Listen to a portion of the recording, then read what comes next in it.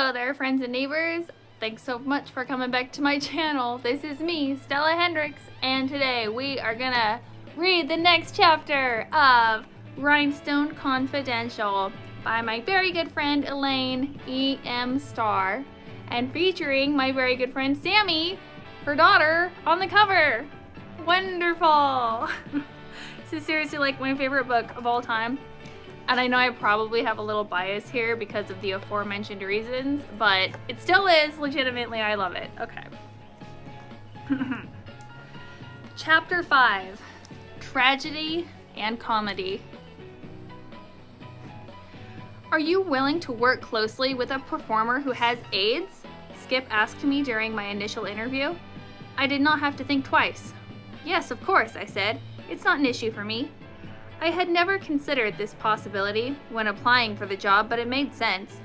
It was 1992, and although the AIDS crisis had come to light in the early 1980s, I knew it had overwhelmingly affected the entertainment industry.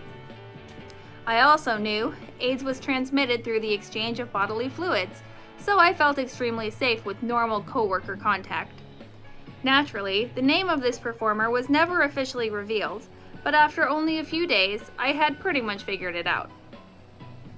The reviews not only consisted of dancers and singers, but also specialty acts and comedians. When the acts were on stage, it gave the cast time to change costumes and the crew time for elaborate set changes. Later, the shows dropped the specialty acts and only featured a comedian to save the casino money as the entertainment budget got smaller and smaller. Don Hanks occupied the dressing room to the right of the wardrobe room, and frequently stopped by to say hello and see how my night was going. I'm ready for you to help me if you're not too busy, Don said, hesitating before stepping into the office, as if what he was asking wasn't my nightly job. He turned away from me, and I fastened his costume up the back carefully, matching the Velcro strips of the tuxedo to the gown, my fingertips feeling the bones of his gaunt body through the fabric as I pressed down, making sure the closure was secure. Thank you so much, Elaine, Don said in his low, melodious voice. You're doing great. He knew I was nervous and unsure of myself and did his best to put me at ease. Don wore this unusual costume to perform simultaneously as Diana Ross and Marvin Gaye. A floor-length beaded gown was sliced in half vertically and sewn to half of a tuxedo. A long female wig was also cut in half and joined with another wig cut in a short man style to complete the look. When he sang as Diana, he turned his body to one side, the lights beaming off his half-lipsticked mouth and eyelashes that swept his brow bone, while he gripped the microphone with slender fingers featuring fake nails painted red. Then he turned to the other side to play Marvin, switching hands so his short, clipped nails could be seen holding the mic, revealing his half-mustache above his grin. The crowd lauded him with applause. For his finale, he faced the audience and took a bow as both performers. One night, Don stayed in character and went next door to Harold's Club, where he entered a Halloween costume contest. Before he went, he stepped into my office for a final check of his look. The other contestants don't stand a chance against you, I said, as I trimmed a stray thread from the beaded half gown. The costume was made for stage performances in the dim theater and appeared threadbare and a bit tattered upon close inspection in the bright light. Wish me luck, said Don. The first prize is $500, and I sure could use it. I waited for him to return. We had 3 hours in between the reviews, so I wasn't worried about him being late. Of course, I wasn't surprised when he told me he had won. Don performed with GTP about a year after I was hired, and then went back to his mom's house in the South, where he later passed away. Since he had left the show before becoming too visibly ill, it was easy to convince myself that he was still with us, that AIDS hadn't ripped yet another talent from our world. After Don left, I felt the shows never again offered specialty acts of his high caliber. There was no onstage or offstage for most of the comedians. They were always on, trying for a laugh, which could be incredibly awkward if they weren't funny. Luckily for me, most of them were. The comedians were a different breed, part of the cast yet not. They were only on stage briefly, not like the grueling schedule of the singers and dancers who were on stage almost the entire show. The comics who rotated through the shows also used a dressing room that was on the other side of the wardrobe. There was a hierarchy to the performer's dressing room location. Comedians and specialty acts were placed in rooms closest to the stage. Singers usually got their own rooms, and headliners got one of the suites near the stage with dressing room number 1, or the star dressing room, as it was also called, being the most updated and desirable. The male and female dancers were located in what seemed like miles away from the stage, through the coated door and down a long hallway. My introduction to the first comedian I was going to be working with, Tony DeAndrea, went very well. "Hey, how you doing?" I turned to see a tall, older man grinning down at me, his hair disheveled, his clothes rumpled. "You's new here?" he asked. "Hey, you look Italian. Are you Italian?" Yes, I told him, as a matter of fact, I was. And with that, we were instant friends. Here's a picture of Tony.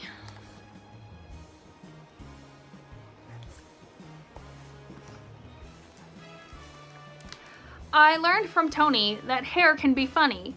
In between cues, I would slip out into the audience to watch Tony stride onto the stage. His hair a fright, the long wispy end sticking straight up like a crazed scientist. In the harsh glare of the spotlight, Tony would stand glowering at the audience, daring them to laugh.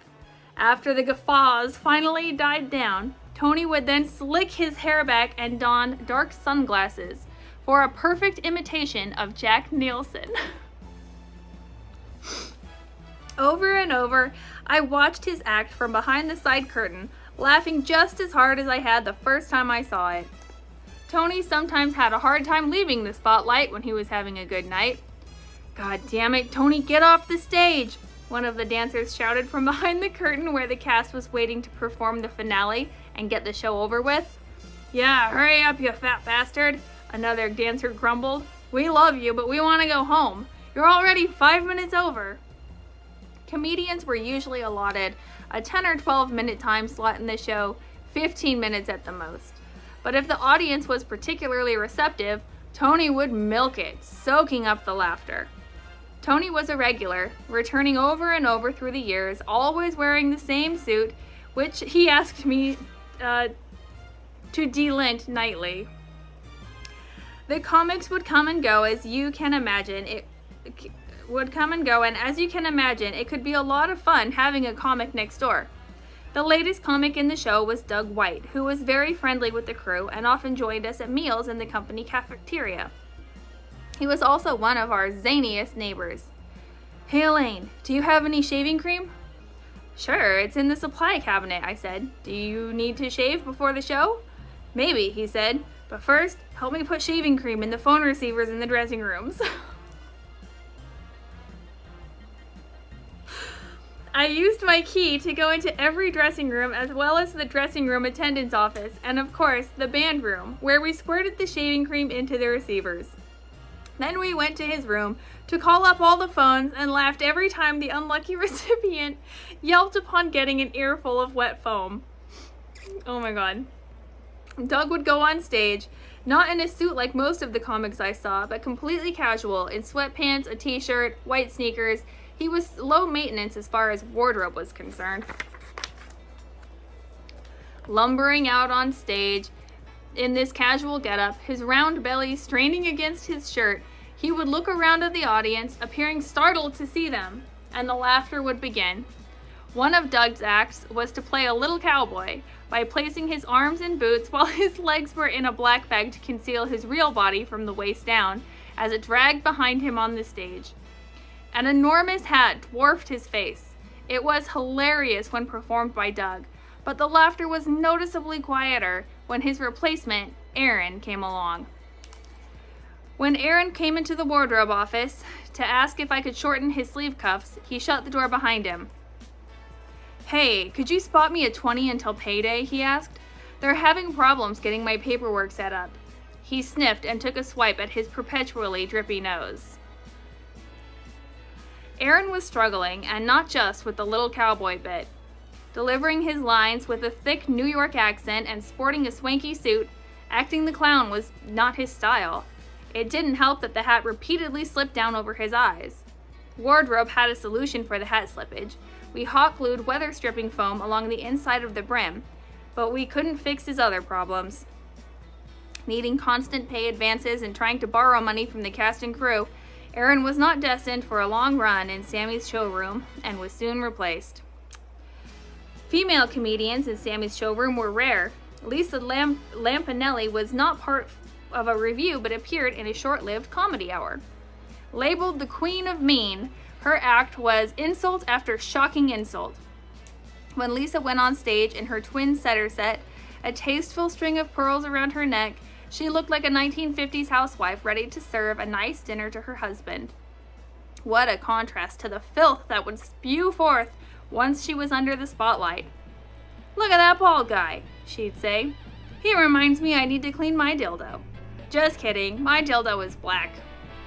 And the audience would reward her with raucous laughter. But some of the crew was not happy to have what they thought was a classless act on their stage.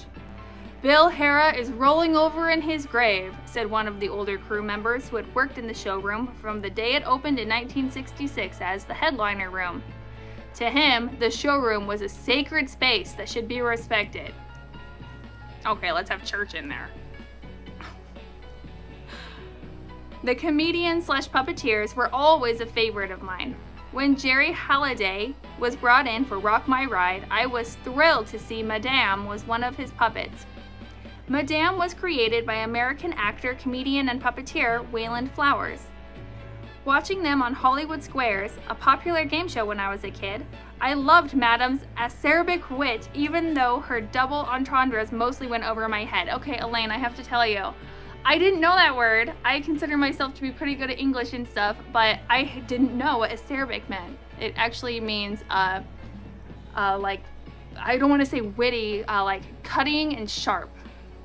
So, that's a sign of a good author, I think, when you're teaching your audience a new word, right? Muppet character Kermit the Frog made an appearance in the GTP early show Hit City, which opened in 1994. Kermit was superbly voiced by singer Darren Dowler. I'm not sure if he expected to be imitating the voice of a Muppet when he auditioned for the job, but this was just one example of the range of talents the cast possessed. Watching Kermit's head bobbing about, earnestly talking and singing to the audience, he seemed real to me. When Darren asked me to fix a small hole in Kermit's leg, I stitched up my little green patient carefully, feeling like a surgeon. Dexion was another specialty act, a husband and wife team performing magic, song, and dance together. For their act, I first dressed him, then crossed the stage to help her into a long velvet cape. The cape was a problem. I would hold on to the voluminous garment for her to slip her arms through, but night after night she would jab ineffectively at the fabric, trying to find the armholes, barely making it on time for her entrance. I needed to find a better way. That reminds me of like when you're trapped on one side of the stage curtain and you're trying to get through and you can't find the split in the curtain, right? "Here, let me put my hand through the armhole, and when you feel my hand, grab it and I'll pull your hand through the opening." This was the kind of problem-solving Wardrobe would do to make our cues run more smoothly. One horrific night, I arrived to help dress the husband a few minutes early and gawked in disbelief at the bare spot on the floor. His preset was missing. A preset is anything placed in position before the beginning of the show or scene. In this case, there should have been a neat pile of costume pieces off the hanger and placed in the order needed. He had time to do it before the show started, so this was not one of Wardrobe's cues, but he had obviously forgotten. I froze for half a second and then ran down to his dressing room as fast as I could. I looked wildly around his room for his costume, my heart pounding. I flung open his closet door and saw a glimpse of black and silver. I grabbed it and ran upstairs, where I found him standing there with a look of despair at the space where his preset should have been. "Oh my God, thank you so much, you saved me!" Clammy from my panicked run, I tried to calm myself as we worked together to quickly get him dressed in time. He made his entrance by a split second. His entrance was quite dramatic for this number. After he was dressed, he would run to the front of the showroom where a tech was waiting with a motorcycle running. He would mount the bike and ride it down the main aisle of the showroom, down the wide carpeted stairs, and up a ramp to the stage where he would dismount and lift his wife high in the air for their adagio. A duet between a male and female or a mixed trio displaying difficult feats of balance, lifting, or spinning. On yet another harrowing night, after he was dressed, and I was headed toward the stage right to help his wife, I realized something was wrong. The elevator had lowered some dancers off the stage and was stuck halfway up. This meant when the husband rode the motorcycle on stage, he would crash into the top of the elevator unless he saw it on time, which was not a chance we could take. "Shit! Someone go tell him or he'll wreck!" the stage tech yelled in warning. I quickly ran through the audience by ducking into a small opening under the stage that led to the showroom. Then I skulked against the showroom walls where I was less noticeable. I was able to catch him in time, and he altered the act by running up on stage without their motorcycle and performing the entire act using the space available that wasn't blocked by the elevator. The act ended with him being dramatically stabbed in the neck, eliciting gasps from the audience. The spear was plunged in with such force it truly looked like it had penetrated him. Even though I watched over and over from the side curtain, I couldn't figure out how the illusion worked. I had heard from the crew that magic acts would ask you to sign a non-disclosure agreement, but I had never been asked. How do they do that? I wondered out loud. Seriously, you haven't figured it out? My favorite stage tech asked. Well, I'm not going to tell you. That's fine by me, I said. Most of the tricks in the shows mystified me just as much as they did the audience, and I didn't want to spoil the illusion. Everything around me was magic, and I wanted to keep it that way. Oh, girl, 100%. I am 100% on that team. Oh my gosh. I went to a Penn and Teller show, and my husband at the time was with me, and he seemed to know how they did most of these tricks. I had no idea, and I didn't really want to know. Like, I do think it's really cool. I think the craft is really cool, but maintaining that magic and that mystery was paramount to me. I loved that. I loved having like the shock and the awe of it. I thought it was fantastic. So, I totally agree with you, girl. All right, so that was chapter 5, I think, of Rhinestone Confidential, the best book in history. And we'll be back again soon, sometime, with the next chapter. So thanks so much for joining me, friends and neighbors, and catch you on the flip side. Don't do nothing I wouldn't do.